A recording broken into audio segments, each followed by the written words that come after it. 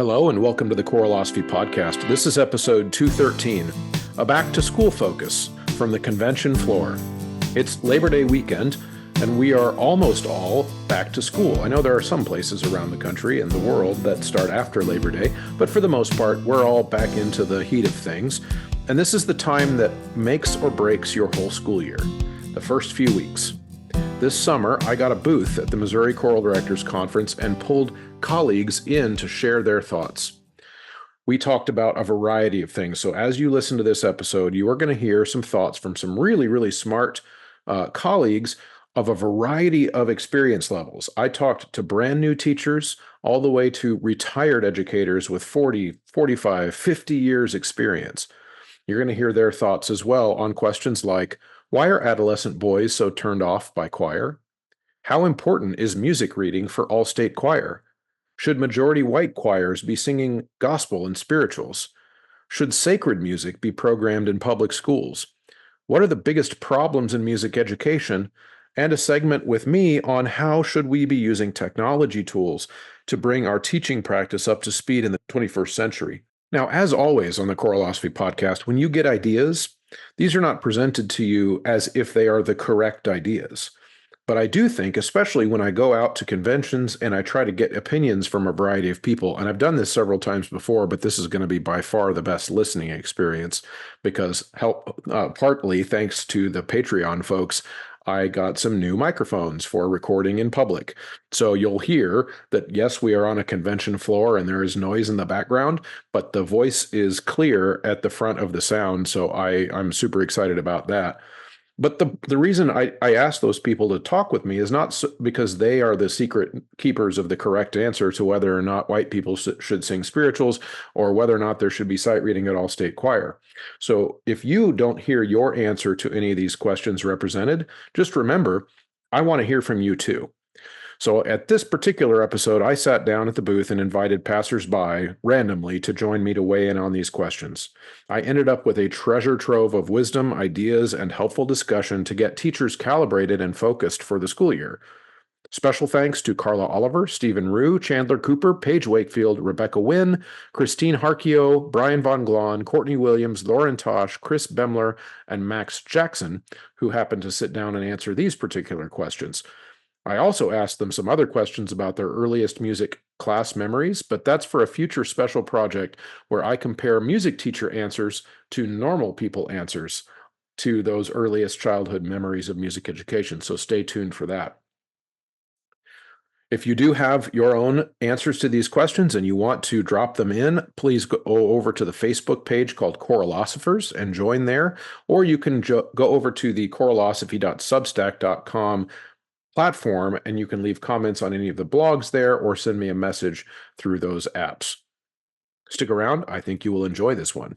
We all love to travel with our students, but we definitely don't love planning a trip. I know I've been there as the point person for details, and it is a nightmare. Forms, payments, fundraising, it's a never-ending task that takes away from doing what we love. That's where Kaleidoscope Adventures comes in. They've been planning performance trips for more than 30 years and handle all the details from start to finish. And one of the best parts about Kaleidoscope, they have crowdfunding options for every traveler. Contact Kaleidoscope Adventures at mykatrip.com to find out how they can take your travel beyond expectations. Underwriting and crucial support for this show comes from listeners themselves who choose to subscribe on Patreon or now on Substack. Subscribers get access to the private podcast feed as well as my Google folder full of goodies and much more. The producers on Patreon are Danelle Eckert, Jonah Clixbull, Angie Schilling, Max Jackson, David Kowalczyk, Steve and Kathy Kakachik, Kyle Peterson, Michael Herron, Ryan Main, and Venture Studios.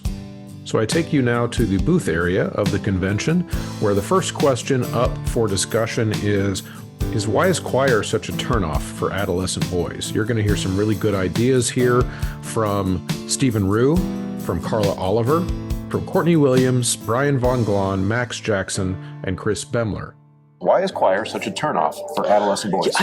I think it has something to do with the macho-ness of a young man. They feel like they need to be macho, and they see singing as something that's not cool. Why? I don't know, because it's very freeing. I think I'm hopeful that there is a turn. Like, I think as we learn more about the brain, we learn more about soft skills and the need for education, right? And the fact, let's be honest, when we were kids, we were memorizing facts, figures. That was kind of what our education was. It was that superficial knowledge base. Right. But what we're seeing, one of our jobs is, sorry about that, one of our jobs as teachers is to get our kids to be successful in their lives. Yeah. And to be honest, choir prepares kids for that better than any of our other classes. I'm sorry. Geometry doesn't help a person become a successful adult unless they're going into mathematics or some like those aren't as important, because you can just look it up on the internet. Yeah, especially in the changing technology landscape. Right. And I mean, you just look it up. AI is going to take care of that stuff for us. So what we need to do is establish community. That's what we've lost with social media. It's the one thing in a student's day that can stop them put their technology away and just be a part of a group. Yeah. And when people are singing together, they're rarely killing one another. They are, that right. I don't know when the last time we had an outbreak of deadly violence in a choir rehearsal. I mean, you might say in a show choir. I don't know.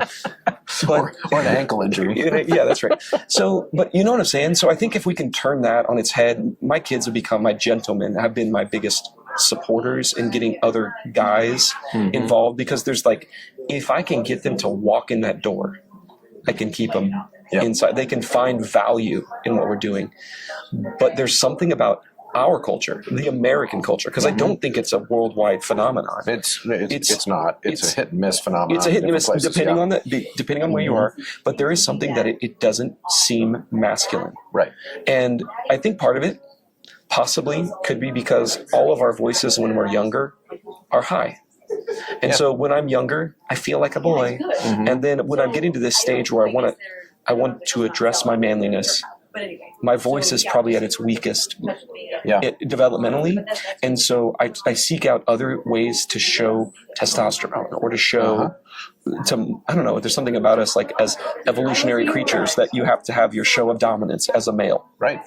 Yep. So if you're the alpha male type, you're showing your dominance, and it's simply not there in your voice yet. Yep. Because you're not developed. And they're at that age where, for the first time in their life, they're even thinking about stuff like that in the back of their mind, and yet they can't project it because they're not a man yet. An adolescent male doesn't understand that true manliness comes with vulnerability. Yeah. And to sing is to be vulnerable. Yeah. Yeah, that's really good. Yeah. Because you've done such great work with boys over the years. But why is choir such a turnoff for the average adolescent boy? Why do we have this problem generation after generation getting boys to sing? I'm not sure they feel valued. Men like to be admired, and I learned that from Jerry Blackstone, who does a wonderful clinic on men's choruses. And number one, I have 4 boys. I always wanted boys in my life. I never wanted girls, except for daughter-in-laws, and that's great. I love my girls. But I always wanted boys, and that was just my thing. I dated a guy in high school that came from 4 boys, and I loved his family. I loved the dynamics of the family. I loved the respect that they had for their mother and father. And I've just always loved boys. So what are some of those ways, then, that you feel like we would be better off as a profession if we made boys feel more valued? Yes. If you say they don't feel valued, what do we do to fix that, in your opinion? Number one, I value their opinion. I respect them. I respect their presence. I encourage them. I love what we do in the Lee Summit Public School System, where we keep the tenor bass separate from the treble. I think it's a wonderful idea.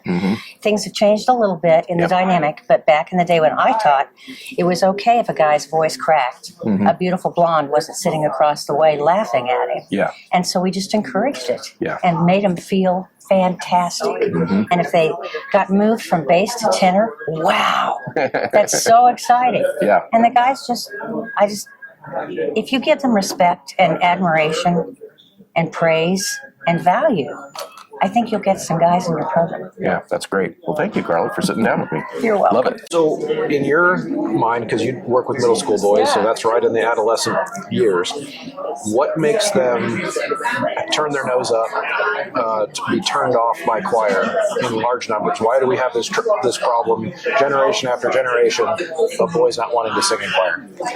You know, I mean, it's a huge question and a lot to unpack and unload. I think part of it it could be culture at home and like what the family values. So I've had an experience even just this past year, where a student had like a solo and a performance at the end of the year, and his parents didn't know he had a solo, and then they contacted me and said, hey, he's not gonna be able to come because he has baseball tryouts that night. And I'm like, this is like tomorrow, and did you know he has a solo and that he is so talented and has so much to offer? And it just kind of felt like having that conversation with that parent, that those sports were just so important, and that was the culture in their family. He ended up allowing the student to do that, but I think sometimes that can be a piece of it that maybe the family doesn't think it's cool or value it or that kind of thing. I think friends have a lot to do with it, friend base, and having it feel cool and have it, be a part of their school life and feel like it's a part of that. I think feeling like they're in a community and that what they're doing matters, and that what they're doing in the classroom has a purpose. Trying to create that sometimes is hard. I don't know. Yeah, those are some things. Awesome. Thank you for sharing your thoughts. You're welcome. Cool. Why is choir such a turnoff for adolescent boys in general? Why do we have this big problem across our world? I think there's a lot that can kind of go into that. I mean, you always have some of those people from the outside that just have a different view of it. I've come into a lot of different thought processes lately in conversation with community members and parents. There's always they can do that for fun, but will that be a career? And so there have been a lot of students that have been taken out of programs just simply because parents and administrators and whatnot are pushing them into more just career immediate fields, which I understand that, but I think we lose sight of the fact that, there is such a home for this. And I don't think that they always realize and recognize what opportunities there are for our students in that, whether they be male or female, just whether it's performance, whether it be, advocates for the arts, whether it be some of the background stuff we don't normally pay attention to. I think the other part of it is just, I've had a lot of students in many situations, whether it be gender, whether it be race, whether it be whatnot, where they have trouble seeing themselves in that field. Right. And they just don't see many people like them doing that. And so, I was very fortunate to have one of my students who was in all-state choir with Anton Armstrong and turned around and went, wait, he's there. He can do this. Yep. I can too. Yeah. And so, and had just a great conversation with Anton on that. And it really kind of opened his eyes to, wow, like I really can go far with this. Yeah.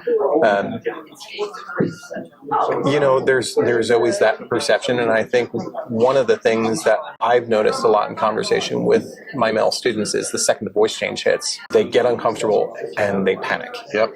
And so it's like having to learn from scratch all over again. Yep. So it's losing movement in your body and learning from scratch, how do I actually manipulate and control and make that work the way that I knew it used to. Yep. And so that uncomfortable feel, I think, has a huge impact on them. And for me, I bring them back to that falsetto where they remember having control and what that felt like and whatnot. And then all of a sudden they're like, okay, maybe I didn't lose as much of it as I thought I did. Maybe I just need to learn the extension into this part and figure out that there's more to what this can do now than what it did before. Yeah, that's awesome. So I've got one question that's kind of more general, just collecting people's opinions on. Why is choir such a turnoff for adolescent boys in general?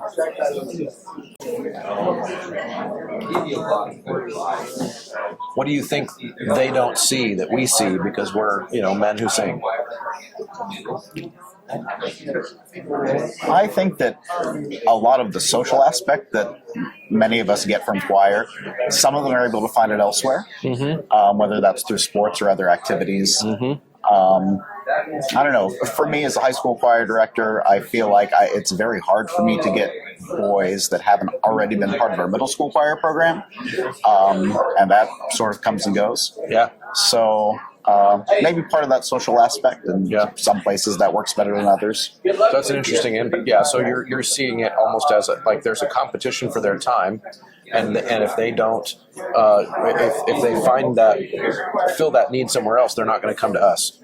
I think that's valid. Yeah. And I'm sure there are many different reasons throughout. I think that the guys that I do get tend to be pretty with it and seem to enjoy what we're doing for the most part. And I just want to get a few more of them to step through my door. Don't we all? Yeah. All right. So why, in your mind, why do so many adolescent boys look at choir and go, that's not for me? I think it has to do with social upbringing.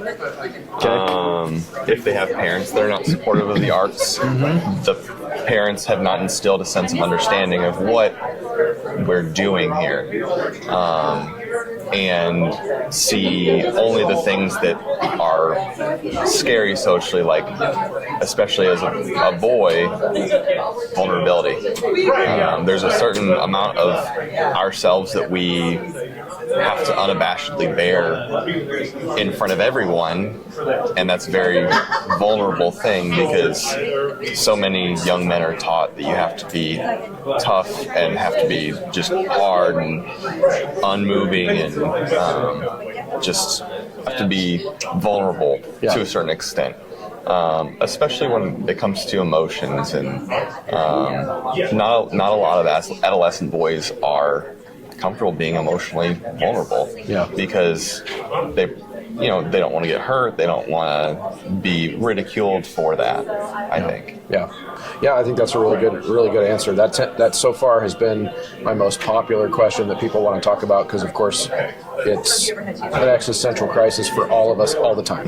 Like, how do we figure out how to crack through the boys? So I appreciate your insight. Yeah. Thank you so much. Sheet Music Plus has everything that you might need.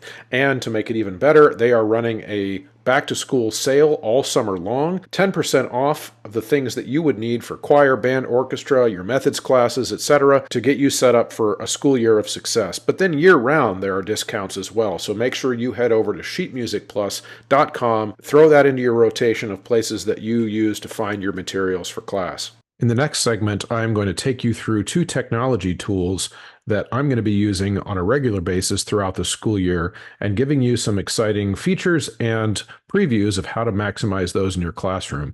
The first one is the new self-grading assessment on Sight Reading Factory, and I'm also going to show you some of the cool features and toys that you can play with, so to speak, with 3-minute theory. All right, let's try to get one of these going here. The new auto assessment feature, still in beta, still working out some kinks. Let's see where we're at with this. Do, ti, do, mi, so, mi, do, re, do, ti. Do, mi, fa, mi, sol, la, so, mi, do. See how I did? My computer memory is quite laggy right now. I need to clean off a lot of old podcast files. Okay, so it was complaining to me that my device was slow and it might make the grading worse. But let's see. All right, so I'm going to set it to lenient. That gives me a 95% on that one. And then I'm going to view my results. I would set all of these for teenagers and for adolescents on lenient. Sometimes I need lenient too. And so there it gave me a, looks like a G3 detected, but the note is supposed to be a G. That's interesting. Okay, so let's listen back. So, of course, if that was one of my students, I'd give them 100%. That was pretty accurate. Go back. Oops. Uh-oh. I'm going to try one more. Do, re, do, mi, do, ti, do, mi, fa, sol. Mi, do, mi, re, mi, sol, la, so, mi, re, do. Okay, so that's 95 on lenient again. let's see I'm going to see what strict says. 89%. Let's view the results there. And so it's going to say that I was flat on several notes. That very well could be. It gets really, really picky at that point. We could even talk about just intonation versus well-tempered intonation, etc. I don't really like for kids that it would ever be that strict. I don't want my kids having like a complex about how exactly in tune they are when they're by themselves, because ultimately, in fact, James Jordan talked about this really compellingly in episode 205 about the idea that intonation is contextual. It is something that your singers should be responding to other music around them, and that's why he doesn't do a lot of a cappella stuff. I don't fully agree with his position on that. I do think that a cappella work for individuals, especially adolescent beginning learning singers, is extremely important.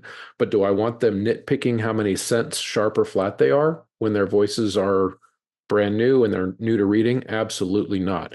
So for me, for this tool, it's going to be lenient all the time. So I'm going to look at my lenient results now, and it shows that looks like that shows that I was a little bit above the pitch. No, below the pitch. There is what that's showing me there. So my overall assessment right now, I've been playing with this a lot over the summer and emailing Don at Sight Reading Factory my suggestions and my tips. They've been making a lot of tweaks. It's not just me. There's been several beta testers that have been working on this. Trying to get to the real issue for me is not how sensitive the microphone is or how picky it is in terms of pitch, because it's true. It's like giving you the objective picture. My real thing that I'm hoping that once it leaves beta and it's ready for, everyday use all the time with kids, is the grading scale itself. So for example, if I had a kid on either of those exercises that was that close, I want it showing me 100%, because I don't really want my students that are 15 years old nitpicking themselves down to a low A or a B plus because they read fluently, but some notes were a little bit fuzzy in terms of intonation when they're by themselves. Again, I think just that's not super developmentally appropriate. And I've shared that with Sight Reading Factory, and they're working on ways to brainstorm how a grading rubric could be set up that gives you an accurate picture, but doesn't make a kid feel like I just did B work because 2 notes were flat. Right. So that's where we're at. I just thought I'd update you on that. I know I've been promising to do that for the last several months, but I also told them I would wait for certain types of kinks to be worked out on that. So the other one that I wanted to show you guys in terms of technological tools that are new and exciting, you've heard me all summer. I've been talking about 3-minute theory. In July, they joined the army of affiliates on the Choralosophy Podcast, and I've been playing with 3-minute theory over the summer as well. And I've been having a lot of fun trying to figure out exactly in what ways this tool is going to be used in my classroom. And I'm really, really excited for all of the options. So one of the things that I'll share with you before I share my screen and show you some things, of course, I'm not going to show you everything because it is a membership website and you have to be a member to be able to see all the things. But here's what I'm going to share with you. And I told this to Matt, who's an awesome guy and choir teacher and colleague, just like me, out there being an entrepreneur, just like me. And I shared with him that one of the selling points I noticed right away for this 3-minute theory membership is actually that I don't need all of it. And here's what I mean by that. It is so thorough that depending on the class, depending on the choir, depending on the grade level you're teaching, depending on whether or not it's your advanced class or your beginning class, et cetera, you're going to see stuff in there that you're like, well, my advanced kids don't need that. Great.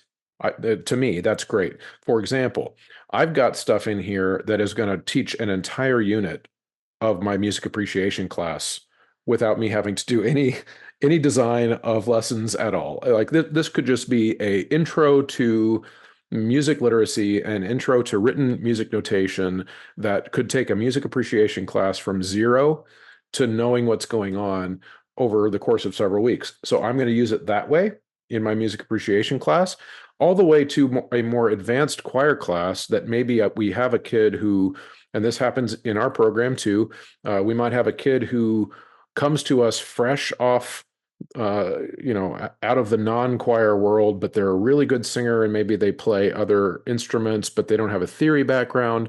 And maybe other kids in the class might not need this tool, but that kid does. And that's my way to get that kid caught up on stuff. And or creating assignments for makeup work, etc. So with no further ado, I'm just going to share my screen here and take you on a tour of a couple things. All right, so here is that 3-minute theory. And if you're listening on the podcast only, then feel free to, this is just a great reminder to head over to YouTube occasionally for things that I'm doing that have more of a visual component. So you can see once you've got your membership and you are paid in, so to speak, as a 3-minute theory teacher, you've got this intro video, you've got a collection of Google Forms. And the way this looks is it will pull up a document that has the links loaded all the way in it. It's a PDF that has the links in it.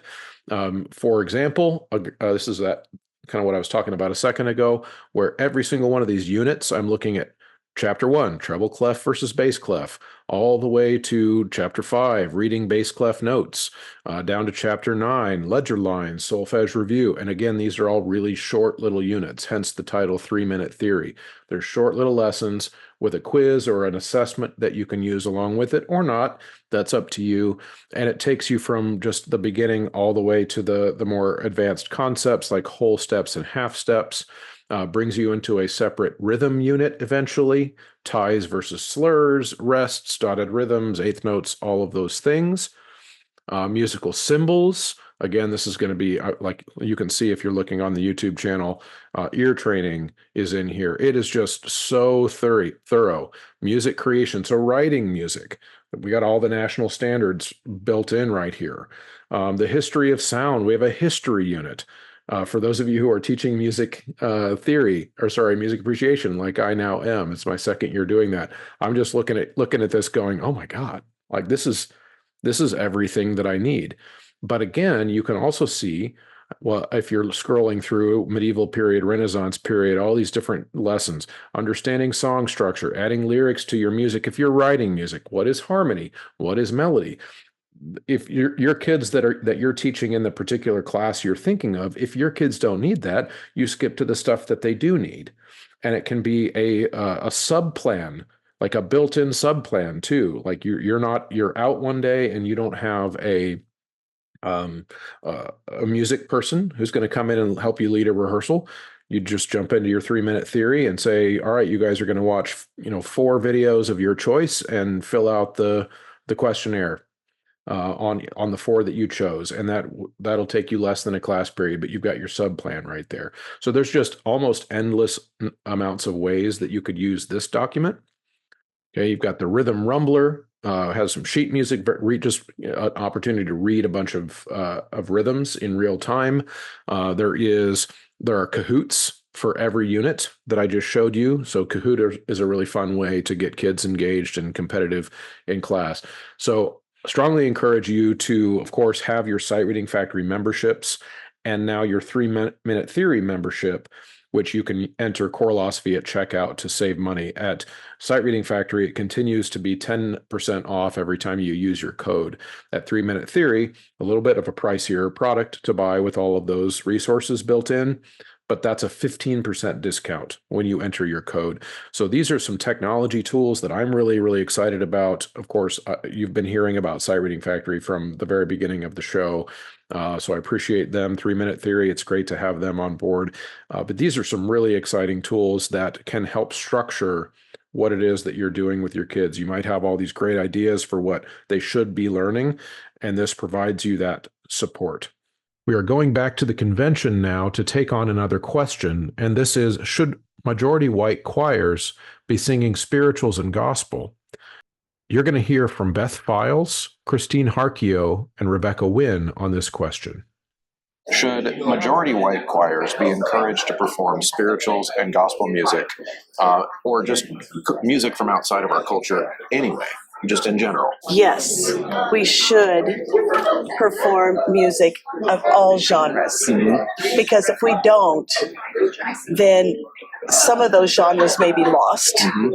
And we need to study historically how to perform them, why we perform them, what they're all about. So, yeah, I'm all about performing them correctly. And maybe talk to other people who have performed them before. But I don't think it's just for one specific group of people. Yeah. I don't. Now, do you feel like, because you were a music educator for a long time and you've been involved in this ecosystem for quite a while, do you feel like that's something that was intuitively obvious 20, 25 years ago, but has somehow become touchy again? Have you noticed that?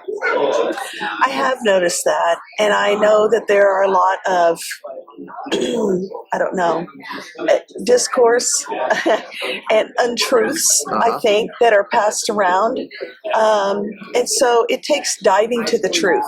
Yeah. Like, why is that being said? Why would people say that about a certain genre of music? So I think it just takes uncovering all of those facts first and knowing the facts. Arming yourself with the education where you try to teach that music and somebody says, well, should we really be doing that? Right. But if you really are educated, then you know exactly what sources to point to, exactly, yes, we should be doing it, and here's why. Oftentimes, I think that's really important. And I think it took an attack on me.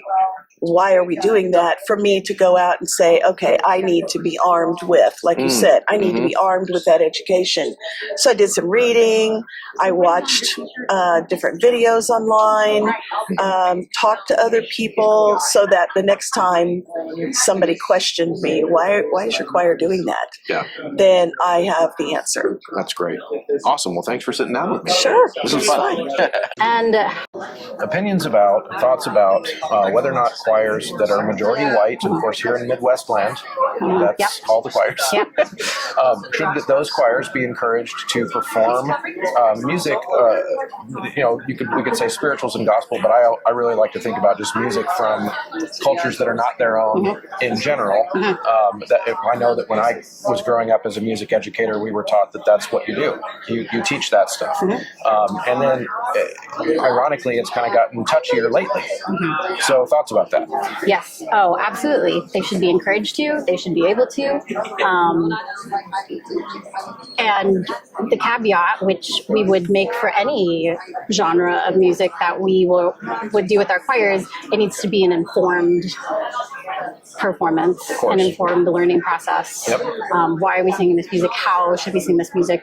Let's bring in all the resources we can. If we don't have access to those resources, we have the internet. We have YouTube. We have things that we can use easily at our disposal for most of us. So I do, absolutely. We should encourage everybody to sing anything, because if you flip-flop it, who's going to tell me that I can't sing Bach or Handel and the answer is nobody. I do what I want. Yeah, and I think that answer, of course, seems to be relatively uncontroversial. Like everybody within our ecosystem, or everyone I talk to, has the same opinion, but yet it's touchy. Yeah. Where does that come from, do you think? So it's not coming from music directors, really. Yeah, I think, dare I say, and maybe it was happening before, but like 2020 and all that stuff, like we had a shift in what was appropriate, what was mine, what was yours, and I think, honestly, it just got taken to the extreme, as things do, right? They're always on a pendulum. And me being like, I want to make everyone happy. I want to have, the nice answer in the box. And I know it's not always that way, but at least with music, music is for everyone. In teaching high school, if I see it, I don't see it amongst my students, because I teach these concepts very intentionally. So when we do pull out music from other cultures, they already know why. Like they know that we're exploring, we're trying to learn about other humans, and that we're going to do it in the way that you just described, where we're going to probably learn about some of their language, and we're going to learn about history from that place and all that stuff. So they get it. But if I do hear about that touchiness, it usually comes from kids or parents of kids who have been, I think, probably influenced by the cultural things you just said, which is that, like, should my kid really be singing that song, or should I don't know if I'm comfortable with these. So it comes from uneducated people that don't know the music side of things. So, like in my experience, it comes from non-music people that say that. Is that something you've ever noticed too? Like in Columbia, is that something you ever see? I mean, I feel like at my school, I'm in a bubble because it is just me, and I have lower because I am middle upper, but I have the lower school music teacher as well. But I don't have as many people to kind of influence me Or convince. Or yeah. So what are your thoughts about whether or not a choir that's majority white, should they be singing or encouraged to sing, taught to sing spirituals, gospel, or just like music from other people's cultures in general? Is that something that we should be doing? Should we be pausing? What are your thoughts on that? So I absolutely think that any person of any diversity should sing gospel or sacred music, because and I've learned a lot from Robert T. Gibson and Maria Ellis. Like, it doesn't matter what you look like or what your background is, as far as if you take the time to appreciate what the genre is about, and you try to take the time to learn, I think anybody should be able to do it. And I think if you have that knowledge, I don't know, it's something good to know, and you can appreciate other people's culture. And it's a beautiful thing to witness, and it's a beautiful thing to yourself be a part of, because you can feel like a part of a community. And some of my favorite memories singing gospel music and going to South Africa and singing South African pieces and all of that. So that South African experience with Missouri State, right? Would be, I'm sure, life-changing in that way too. Well, eye-opening is another way to say it, that cultural exchange and how powerful it is. Now, have you noticed on this topic that, I'll say it this way, when I'm a good 20 years older than you probably, when I was being trained as a music educator, this was a non-controversial question. Nobody was arguing about it. It was like, yeah, of course, we don't want an entire high school choir program of Brahms. It's boring.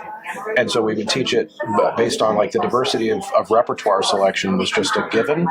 Doesn't mean that everyone did it well, and it doesn't mean that everyone chose very diverse repertoire all the time. But recently it's kind of become a controversial question again. Do you have thoughts about why that is? Like, people don't know what they don't know. Yeah. Okay. Yeah. That's pretty simple. That's all I feel like there is to it. Like, they may have just something in mind that says you can't do this because you look this way, but that's just not how it is. But they don't know that. Right. So. Until they experience it, or until their choir goes to South Africa. Right. Yeah, that's awesome.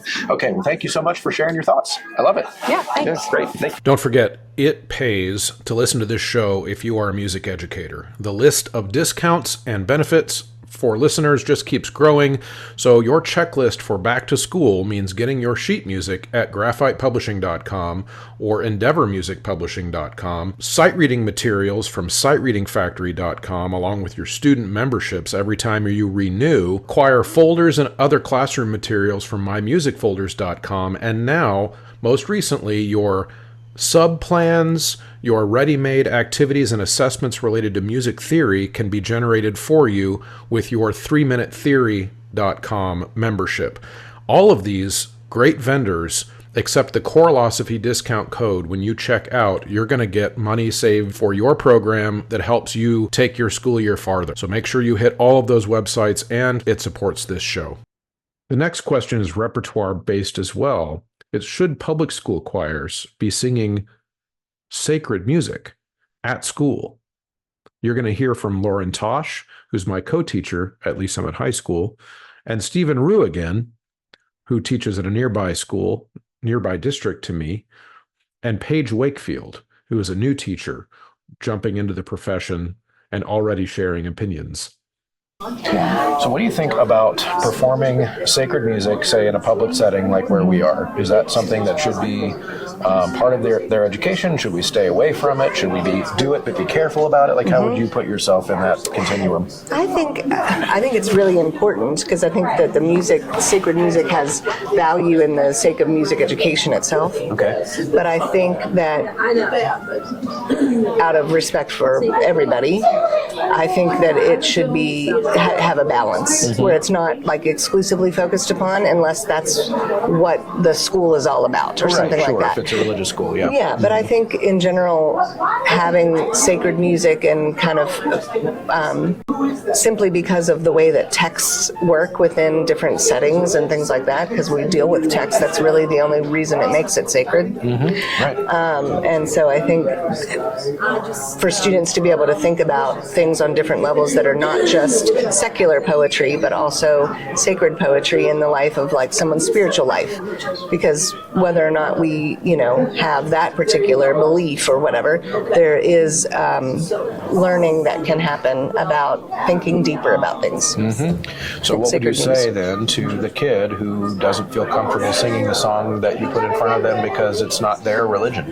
And I don't want to sing this because it's not mine. Yeah. Well, it's not something you have to believe in order to sing it. I think it's just something, it can be just a song that you are learning with everybody else and out of respect for theirs too. And, how would you be able to relate it to them of like, this is not something that's identifying with you. This is a piece of music that is a beautiful piece of music. Do you like how this phrase goes? Do you like how this is set? Right. Things like that. So I would say in many cases the kid could be made to understand that. And, I've had lots of success convincing kids that that's really what we're doing here. We're not preaching to you and whatever. But what about, I'll turn it up a notch now. What about the kid now says, I'm fine singing a song, but my mom won't let me. I can't sing on this song because my mom won't let me. What do we do? Have a conversation. I think inviting the parents to be also a part of that and learning the fundamental reasons of choral music and the wide variety of things that we do, so that they can understand that you're not singing just because of belief in certain words, that it actually is teaching your child various literacy things or group effort, all of the things that we do in choir that make it valuable, that the particular song and meaning doesn't have to have the value that she or he might think so. Yeah, that's very well said. Yeah. Thank you so much for sharing your thoughts. Thanks. All right, how about a ghost pepper level question? Let's go. Okay. You just pick it. Well, but you might have more thoughts about one than the other. Let's do the sacred music one, since I'm a church choral director. Okay. Should sacred music be performed in schools? The answer is 100% yes. Okay, why? Because, if you don't perform sacred music within a choral setting in a school, you are ignoring an incredible breadth of choral music and experiences for kids that they need to experience. They need to understand the linear progression of music and how it's changed, not only within our Western tradition, but in all traditions. If we're going to allow much of the music that would be world music or music that so you might say just Christian music? No, not at all. You mean religious music in general? Absolutely, 100%. Yep. Making sure. I think where we run into trouble is when people only program sacred Christian music. Right. And I am a Christian. And so I have to be cognizant of that, because my worldview is shaped by my faith. Yeah. And I have to be cognizant of that. So we're not singing Jesus is my boyfriend music, right? It would be totally inappropriate for me to sing an arrangement of a Chris Tomlin song at my school. Yeah. But there is a place for spirituality. We are created to sing. Yeah. And whether you believe in that creator or not, our voices are a part of us. And most people are spiritual in some way. And music, in my mind, elevates us to that spiritual plane, right? And so whether it's a piece that's sacred and in the Judeo-Christian tradition, or whether it's sacred from a Polynesian tradition, or whether it's sacred from a South African, we need to experience all the history of music, and most of the music that is still around and of quality has sacred elements. It just does. That's great. That's really solid. And I think I'll give you one kind of devil's advocate then to respond to. So what if, taking all of that into consideration, you still have students in your class that feel uncomfortable because they're singing about ideas that are not their own? Good. Well, I mean, absolutely. I think a big part of what we do is based on our performance. Mm-hmm. And so if in that case, if a student came to me, and we've had this happen before, you do not have to believe everything that you're singing about, but you are performing in the character of a person who does. Right. So you don't theater class, you could play an alcoholic, doesn't mean you and not be an alcoholic. Yeah. And that's a really easy way to do it. Right. You know, we've had discussions of that in my classes, and you know, there was a play that we have done recently where some of us, the students, are racist, like completely racist, and they're playing that role. Obviously, that student does not believe the things his character said within the context of that play. And people accept that and understand that that's what's happening. The same thing can be said with our performances. Maybe we need to do a better job in general of explaining to kids that we're more like theater class than you think. Well, I mean, in that way, our primary purpose is, I mean, obviously to develop. My primary purpose is develop the singer, but what the outside world sees is our performance. They don't see what happens in our classroom every day. It's not a jukebox. They don't put in a coin and the song comes out. Right. I think sometimes people think that though. Yeah, right. But what we are a performing vessel, and in performance, you are always going to take on the character of that performance. Yeah, really well said. Awesome. Thanks. Hey, should sacred music be performed in public schools and school settings? I would stand firmly on a yes. Okay. But I recognize that that's tricky. Like, I'm a Christian, so I don't have a problem with it. But as a teacher, I recognize there has to be a reason pedagogically for me to teach it. And there is music that exists that's not sacred that could teach the same things. Right. Sometimes it's not as accessible. And I think that may be a reason, especially for smaller schools. Like, you have to do a lot of digging sometimes to find things that aren't sacred that teach like polyphonic music or like all of those things, especially to older students. So I think if you have a solid pedagogic reason to teach it, I think that should stand fine. But then there are also just sometimes people are lazy and pick the music in front of them. And if that's Bach or something from like a big work that is sacred, there may be something else that teaches it exactly the same way that's not sacred. And so I think you have to use the resources you have. And so if you have a piece of music in your library and you're a small school and you can't afford to look or buy or like find those new things at the time, use what you have to teach what you need. Right. You know? So maybe even I could simplify what you just said. Tell me if this is fair. But as long as we're not picking the music because it's sacred. In other words, I'm not going to put the music in front of my choir because it's got a really great Christian message. Right. I'm choosing it out of a greater body of art, some of which is sacred, and so then we don't want to just exclude it because it's sacred. In this last segment, you're going to hear from Chandler Cooper on whether or not all state choirs should continue to assess sight reading as part of their audition. You're also going to hear from Dustin McKinney on some problems that he sees in music education more broadly. So should a sight singing component be part of the audition for like a high level honor choir? We'll say all state because that's the way that makes sense to most people, but let's just think in general. You've got this high level choir, you're auditioning student singers for it. Should they be assessed on their music reading as part of that? Sure. Personally, I think it does make sense for the process. Especially when you think about with these ensembles and what sort of the history of the quality has been with them. It's fast paced and you know, even those all-state rehearsals involve a lot of like sort of independent learning on your own and reading and being able to get through. So I think in the end, having that as a component heightens the experience overall. So I think, it's a great aspect. What about the argument then that, but they get the music ahead of time. They come prepared. They get rehearsal tracks. So why do we care if they can read the music? Because they theoretically could come knowing every note already. Right. I think that's for sure true. I think though, in the end, like even if you've got practice tracks, especially with some of the music that students end up getting handed, some level of music literacy needs to be there to really achieve a higher level. Because anyone can sort of hear pitches, regurgitate, but having that independence associated with it, I think that also makes it more rehearsable. Because then, when you have the tools to know what's going on the page and not just sort of memorizing by rote, you're able to make adjustments quicker, potentially. Yeah. So then the devil's advocate on the other side of that then is let's say we took away the sight reading from the audition.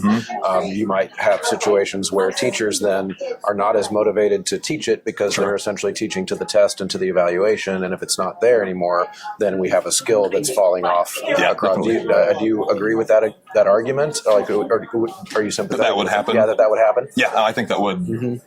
I think we would see that. Maybe not in every classroom, but you'd see it. You'd see it happen less.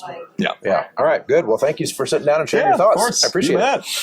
Thank you. So, if you had to name two problems in music education that you see, what would you name as those top two problems? So, they might be more or less related, but I think the biggest problem we see is an unwillingness to adapt with what is changing in society what is changing in the landscape of what is asked of teenagers or adolescents in general. So one of my big pushes that I really am strongly believing is that, at least in my district, there's a push towards like real world learning and marketable skills, which, we could talk about teamwork and communication and all of the stuff that we work on. Our kids learn those soft skills in a classical music ensemble.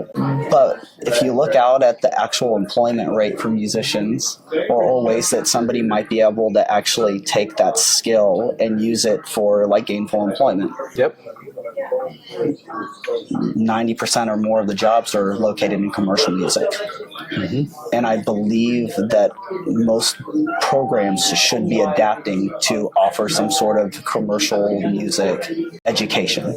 Not saying that needs to be your focus, but I started a jazz choir because I truly believe that letting kids play with sound systems and microphones and learning mic technique might benefit some of these kids. I have kids that come to my program and they learn how to play in a rhythm section. These people might go do studio music, or they might go to some of our universities that offer audio engineering programs because they got their hands on a soundboard. And a lot of these kids are also in my top chamber choir. Right. And I think it doesn't have to be one or the other. I think they need to hold hands, and I think there needs to be something. And I feel like that we miss a lot of kids when we don't try to reach them where they're at and pull them to you. And then a lot of those kids, once I get them in one, like I had an all-state alternate bass this year. 2 years ago, he joined my jazz group as the guitar player. Yeah. But I don't let my instrumentalists just sit during the a cappella pieces. I make them sing.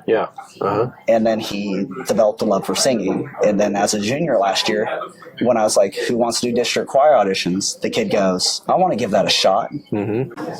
Kid can sight read like a monster. Came in for lessons and learned some singing technique. And I feel like I would have never reached that kid. He would have never found it if I didn't have a place for him to come in and play guitar. Right. So I would say that's one of the biggest issues. And then, like I said, it's holding hands. It's changing with times. I feel like there is just so many different ways to approach the education of literally anything, be it music literacy or style, or staying with style or commercial music, the different singing styles, because it's not all about conto singing technique. I feel like there are a lot of people that say, well, this is the way we've always done things. And I feel like there are so many people that are unwilling to make a big change and unwilling to take a risk. Now, that's a half and half question, a half and half answer, because there are also so many people that are pushing things and trying new things. But I feel like until everybody gets on board and goes, there's an issue. And if I give you a half answer, I also feel like Missouri does this really well. But I know there are places where people just don't help each other. we got to lean on each other. Now, personal experience between us, you know, I was making a change in my music literacy push. Yeah. You invited me into your classroom. That's what people should be doing more. Yeah, and administration that supports teachers getting out and do that. Yeah, absolutely. You got to have that. So you kind of touched on it a little bit, but you also said you'd make offer some thoughts about assessing sightseeing as a part of an all-state process. I think, I'll just tell what I think, and then you let me know what you think. I think that we should do that, and I actually think that we do that in Missouri, again, pretty well, in the sense where, 24 out of 174 of their points is sight reading. It's not like the whole score is sight reading. That would be excessive because there's other things that matter. But what is your opinion about whether or not that should be part of the process? I think anytime you can make sight reading a part of a process that focuses on an idiom of music that relies on the ability to read and process music, you should assess it and make it a part. So I love that Missouri utilizes sight reading in that process. I love that for the fact of how I like to work with my students. If I want to make a change real quick, I don't want my kids to have learned it by rote one way and they're unflexible enough to go another way. I want them to see something in their music, make a change in their music. If I have a balance issue, it's really easy for me to say, hey, I need, you and you tenors that are almost baritones to support the baritone line right here. And they can read that and just go sing it. And I go, now, when it comes to learning music, how wonderful would it be that if I were to give you something, you go, that song sounds cool, I wish we could sing it. And then I give it to you. And then you can sing it. Right. Not, I have to hear that 100 times before I can sing that. And even then, you still won't have the punctuation memorized. Absolutely. That's a good point. And so I feel like it's such an important factor for how we teach, and specifically these all-state groups, they are more or less classically based ensembles. Now there are different genres where that would be less important, but for a lot of these all-state groups, I would say that it's very, very important. Awesome. Well, thanks for sharing your thoughts. Hey, no problem. Cool. Thank you, as always, for sticking around to the end of an episode. If you are still listening, that means you're one of the people who are MVPs of the Choralosophy Podcast, the people who stick around to the end. Of course, the ways to help are to use the Choralosophy promo code at sightreadingfactory.com, mymusicfolders.com, 3minutetheory.com, EndeavorMusicPublishing.com, GraphitePublishing.com, and of course you can join the Patreon. Link is in the show notes. You can also subscribe at Substack and chip in a few dollars a month there. All of those things are great ways to help, and of course like, share, leave comments, be part of the conversation. That's what this is all about. See you guys next time.